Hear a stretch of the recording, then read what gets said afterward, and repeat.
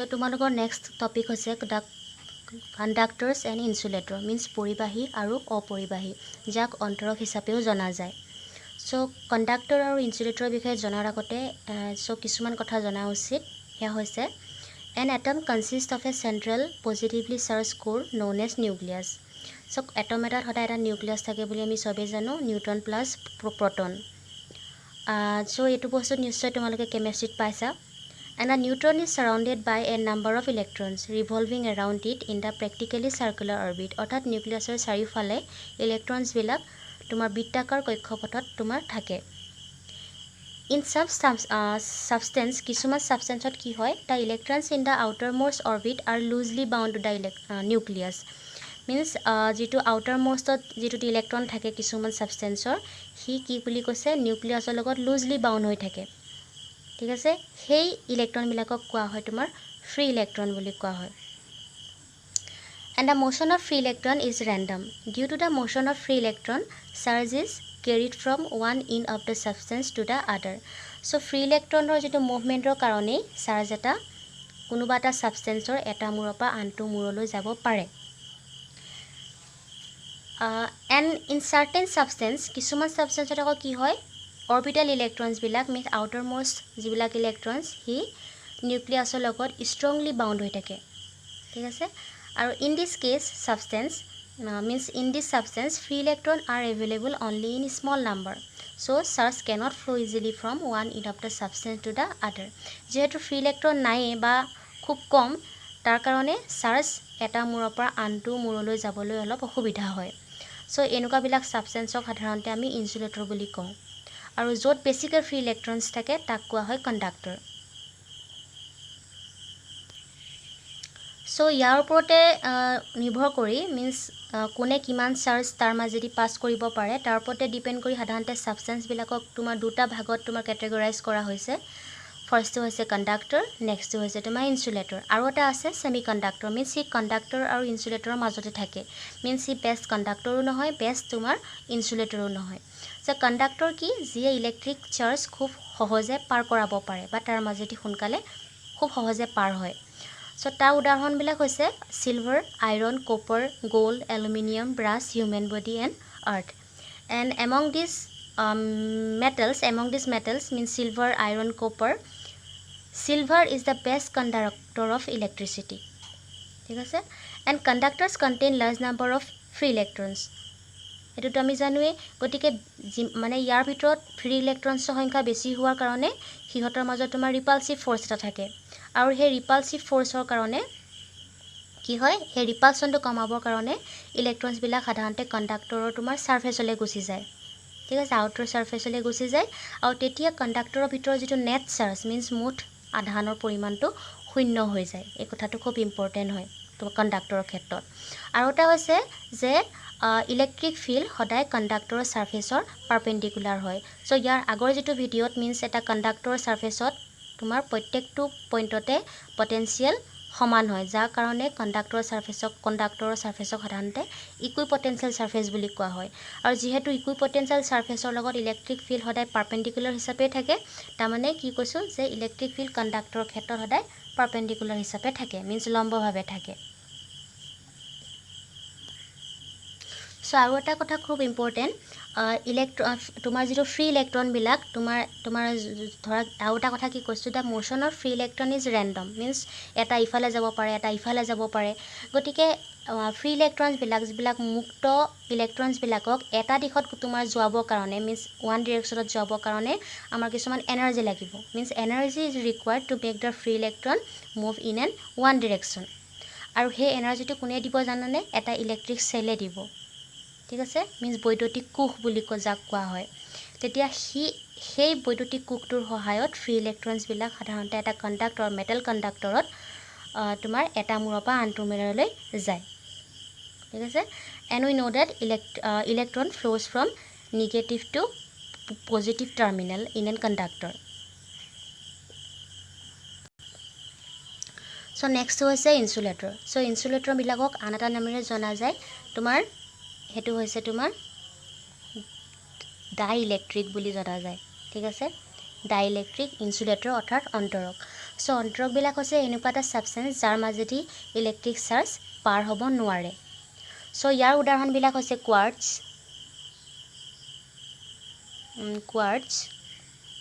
glass would means কাঠ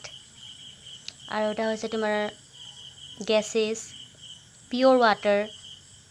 means pure water কোনো mix থাকিব নালাগিব কোনো কেমিকেলছ আৰু কি আছিলে তোমাৰ মাইকা এম্বাৰ ঠিক আছে এইবিলাক হৈছে তোমাৰ ইনসুলেটৰ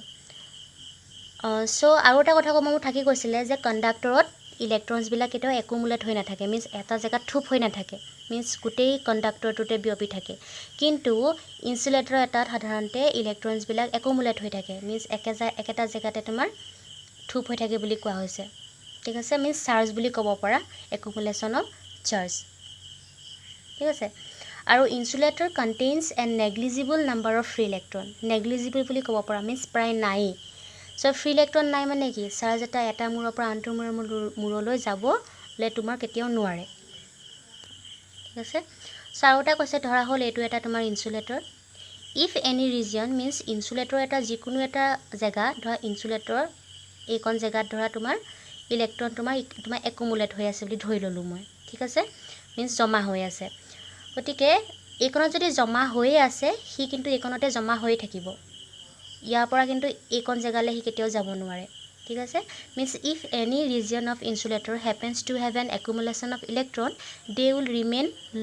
লোকেলাইজ ইন ডেট ৰিজন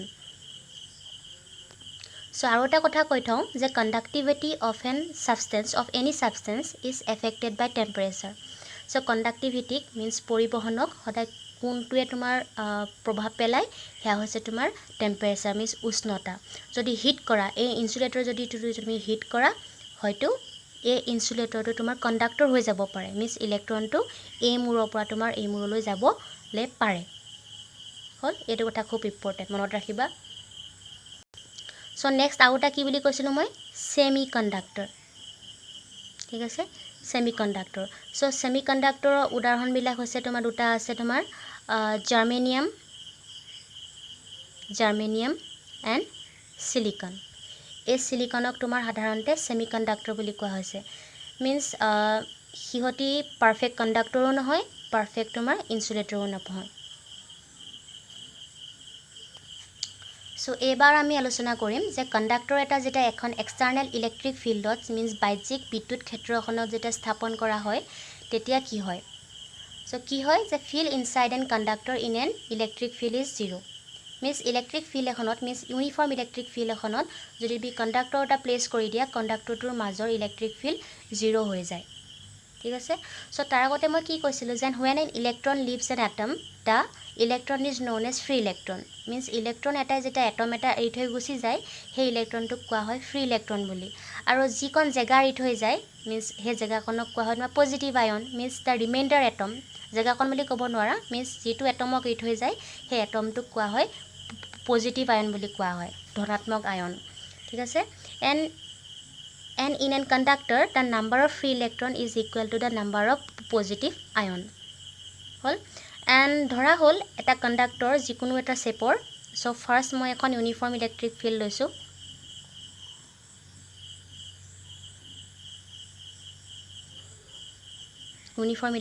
লৈছো ঠিক আছে বা তুমি ক'ব পৰা means strictly speaking an electrostatic fields স্থিতি বৈদ্যুতিক ক্ষেত্ৰ বুলি ক'ব পৰা ঠিক আছে and this field is produced by the two oppositely charged plates A and B means ই ধনাত্মকভাৱে আহিত আৰু ই হৈছে ঋণাত্মকভাৱে আহিত গতিকে ইলেক্ট্ৰিক ফিল্ডছ কোনফালৰ পৰা কোনফালে থাকিব ফিল্ড লাইন্সবিলাক পজিটিভৰ পৰা নিগেটিভ ডিৰেকশ্যনত থাকিব আৰু যেহেতু ইউনিফৰ্ম বুলি কৈছোঁ গতিকে ফিল্ড লাইন্সবিলাকৰ মাজৰ স্পেচ তোমাৰ ফিল্ড লাইন্সবিলাক তোমাৰ ইভেনলি স্পেচ হ'ব ঠিক আছে আৰু ইটোৰ সিটোৰ তোমাৰ কি হৈ যাব সমান্তৰাল হৈ যাব মানে ইয়াৰ পৰা ইয়ালৈ এইবিলাক দূৰত্ববোৰ সমান সো এনেকুৱা এখন ইউনিফৰ্ম ফিল্ডতে এতিয়া যদি আমি কণ্ডাক্টৰ এটা যিকোনো শেপৰ তোমাৰ সাৰ্কুলাৰ শেপ ল'ব পৰা স্কোৱাৰ শেপ ল'ব পৰা ইয়াৰ মাজত এতিয়া আমি প্লেচ কৰিম ঠিক আছে ইয়াৰ মাজত আমি এনেকৈ প্লেচ কৰিছোঁ হ'ল সো প্লেস কৰি দিয়াৰ পিছত কি হয় মিছ প্লেস কৰি দিয়াৰ পিছত কি হয় means under the influence of this external field the positive ions in the conductor means যিটো পজিটিভ আয়ন পজিটিভ চাৰ্জ বুলি নকবা positive ions in the conductor will begin to move in the direction of the field means in the direction of the field চ' ফিল্ডৰ direction কোনফালে আছে যে external ফিল্ডৰ এইফালৰ পৰা এইফালে আছে পজিটিভৰ বা নিগেটিভলৈ আছে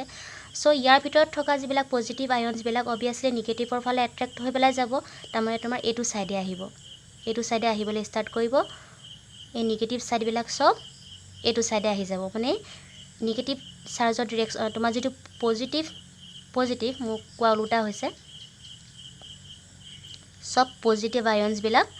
এই নিগেটিভ চাৰ্জৰ ফালে তোমাৰ আহি যাব তাৰমানে ইয়াৰ ডিৰেকশ্যনটো তোমাৰ কাৰ সৈতে একে হ'ব এই ইলেক্ট্ৰিক ফিল্ডৰ ডিৰেকশ্যনৰ সৈতে তোমাৰ একে হ'ব মিন্স এইটো ছাইডে আহিব ঠিক আছে and the free electrons means negative চাৰ্জবিলাক will be move in the opposite directions মি ইয়াৰ opposite directionত আহিব মানে এইটো সাইডে নিগেটিভ বিলাক সব এইটো সাইডে আহি যাব হল and both the positive ion and electrons cannot go beyond the surface of the conductor means conductor surface কিন্তু ই বাহিৰ ওলাই যাব নোৱাৰে surfaceৰ লগতে পাইলে তোমাৰ হাগি ধৰি থাকিব cannot go beyond the surface of the conductor and this results in the concentration of opposite charges at the two free ends of the conductor so এনেকৈ তোমাৰ এই কণ্ডাক্টৰ এটো সাৰফেসত পজিটিভ চাৰ্জ আৰু এটো সাইডত তোমাৰ নিগেটিভ চাৰ্জ বিলাক মানে free electrons বিলাক জমা হৈ তোমাৰ আহি থাকিব and these charges set up their own electric field means এফালে পজিটিভ যদি একেলগতে আহি যায় এফালে তোমাৰ নিগেটিভ একেলগতে আহি গল তাৰ মানে ইও হিহতৰ নিজাববিয়াকে এখন ইলেক্ট্ৰিক ফিল্ড ফৰ্ম কৰিব from positive to negative charge ঠিক আছে positive to negative হিহতৰো এখন ইলেক্ট্ৰিক ফিল্ড হিহতৰ মাজতে ফৰ্ম হ'ব and this electric field tends to oppose that external electric field means a electric field khone means conductor bhitor thokak electric field khone e bahiror external field khonok oppose koribo boli koise ঠিক আছে and the strength of the opposing field goes on increasing with the increase of concentration of the charges so jimane yat charge good khabo e murot positive charge good khabo e murot jimane negative charge good khabo himane ইয়াৰ ভিতৰ তোমাৰ electric field খন strong হৈ আহি থাকিব আৰু হেখত কি হ'বগে লাষ্টত যে এই ইলেক্ট্ৰিক ফিল্ড খন বাহিৰৰ ইলেক্ট্ৰিক ফিল্ড খনৰ সৈতে প্ৰায় সমান হৈ যাব ঠিক আছে means the concentration of charges increases to such a value that their electric field exactly balances the external electric field and at this stage means eto obosthat there will be an electric lines of force in that inside the conductor as in this figure next figure means jetiai এই ভিতৰৰ electric field খনৰ লগত বাহিৰৰ electric field খন exact balance হৈ যাব তেতিয়া তোমাৰ ফিল্ড খন দেখিবলৈ এনেকুৱা হ'ব সোৱা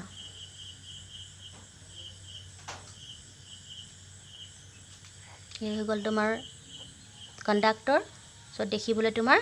এনেকুৱা বনি যাব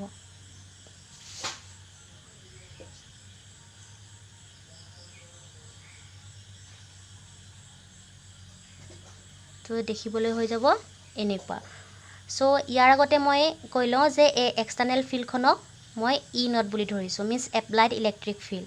আৰু ইয়াৰ মাজত যিখন ইলেক্ট্ৰিক ফিল্ড হৈছে হেখনক কোৱা হ'ব তোমাৰ ইনডিউস ইলেক্ট্ৰিক ফিল্ড ঠিক আছে সো কি বুলি কৈছো যে ইনডিউস ইলেক্ট্ৰিক ফিল্ড খন এক্সটাৰ্নেল যেটো তোমাৰ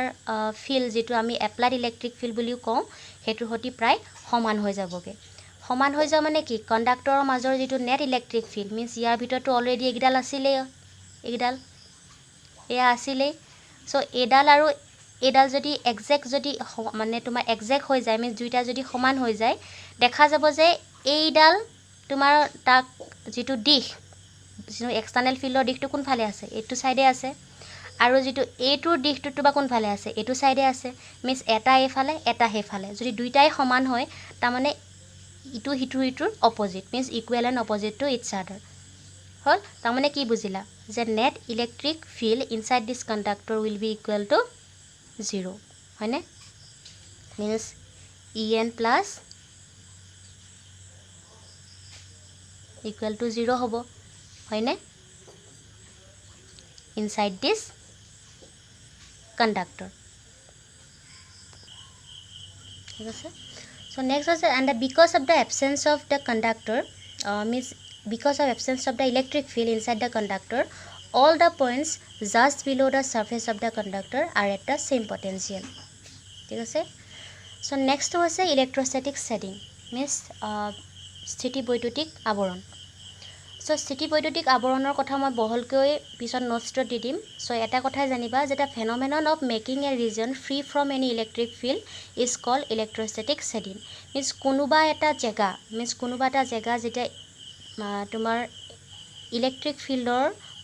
প্ৰভাৱৰ পৰা যদি তুমি আঁতৰাই ৰাখা তেতিয়া হলে সেই ৰিজন টুকুৰা কি বুলি কোৱা হয় তোমাৰ মানে আবৃত কৰি ৰখা বুলি কোৱা হয় means electrostatic setting হ'ব so ধৰি লোৱা এইটোকে ধৰি লোৱা যে দেখা গৈছে যে যেতিয়া এটা তোমাৰ কন্ডাক্টৰ এটা ইউনিফৰ্ম ইলেক্ট্ৰিক ফিল্ডত প্লেস কৰি দিছা ইয়াৰ মাজত তোমাৰ ইলেক্ট্ৰিক ফিল্ড লাইনছ বিলাক নাই ঠিক আছে means the absence of line of force inside a conductor indicates that no force is experienced by any charge placed inside it means ইয়াৰ মাজত তুমি এটা যদি এক্সট্ৰাকে চাৰ্জ এটা প্লেস কৰা ধৰা কিউ চাৰ্জ এটা প্লেস কৰিছা এই চাৰ্জটোৱে কোনো ফোৰ্স এক্সপেৰিয়েন্স নকৰে ঠিক আছে হ'ব and that is the charge inside an hollow conductor is shielded means remains unaffected by the field outside means এই চাৰ্জটোক এই বাহিৰৰ এক্সটাৰ্নাল ফিল্ডখনে কোনো প্ৰভাৱ পেলাব নোৱাৰে মানে আন অৰ্থত তুমি কি ক'ব পাৰা যে এই চাৰ্জটো তোমাৰ আবৃত হৈ আছে means আৱৰণৰ ভিতৰত আছে হ'ব এইটোকে কোৱা হয় এই গোটেই ফেনোমেনটোকে কোৱা হয় স্থিতি বৈদ্যুতিক আৱৰণ